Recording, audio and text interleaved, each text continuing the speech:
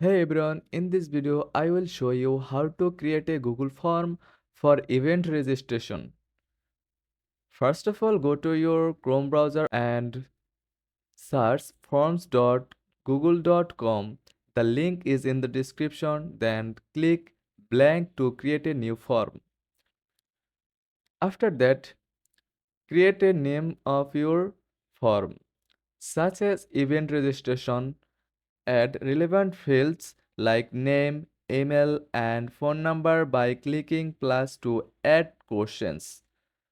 After that, include dropdowns or checkboxes for things like ticket types or season preferences. You can mark questions as required. And finally, share the form.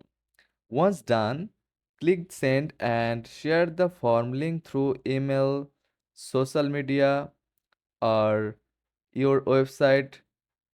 And that's it. You have created a simple event registration form in Google Forms. Thanks for watching.